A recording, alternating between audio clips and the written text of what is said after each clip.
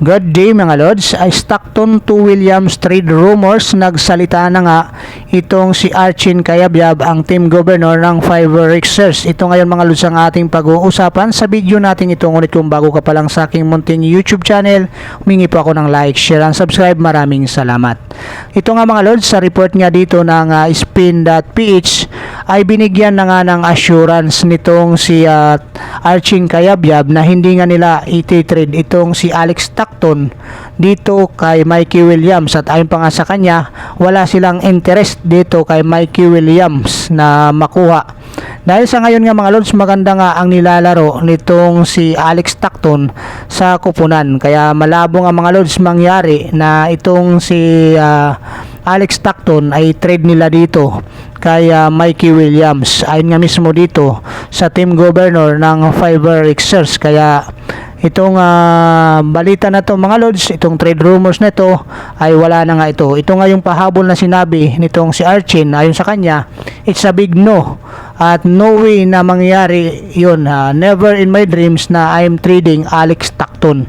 So ngayon na salita na mismo itong si Archin Cayabyab mga Lods, siguro matatapos na yung trade rumors na itong mga Lods, lalong lalo na ngayon na itong Converge Fiverr Rixers ay nakafocus sa pagpapalakas dahil nandyan na si Jordan Hiddink, nandito pa itong si Shuni Winston. Ito yung mga binabanggit ni Team Governor Archin Cayabyab na papalakasin niya yung kanyang kupunan.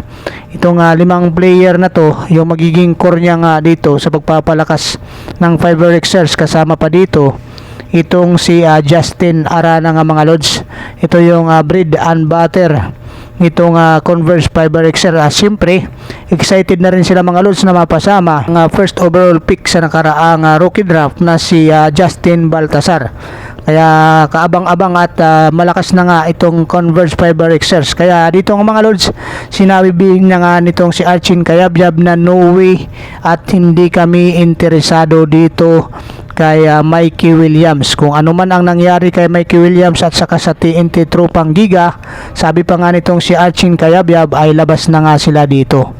At sa ngayon nga mga Lods, itong si Mikey Williams, kahit ito ay mayroon ng kampyonato at naging 2 MVP nga ang nakuha nito dito sa TNT Tropang Giga, ay wala nga talaga silang interest na makuha itong si Mikey Williams dito sa kupunan ng TNT Tropang Giga, which is tama nga naman mga Lods, dahil rights lang ang magiging assurance na makukuha nila dito, dahil baka nga hindi pa ito bumalik sa bansa itong si Mikey Williams. Kaya tama itong decision nitong Fiverr Rixers team governor Archin Cayabyab na hindi nga nila ibigay itong si Alex Stockton, dahil si Alex Stockton nga mga Lods, maganda nga ang nilalaro nito di ngayon sa PBA Commissioner's Cup nito Fiverr Rixers. Kaya sa tingin natin mga Lods, malabo nga talaga ito ibigay nitong Fiverr Rixers, dahil sa ngayon nga itong si Mikey Williams ay wala naman ito dito sa bansa. So ano yung magiging assurance kung sakasakali nga? Samantala itong si Alex Stockton ay proven na nga na malaking bagay dito nga sa panalo nila kontra dito sa Magnolia.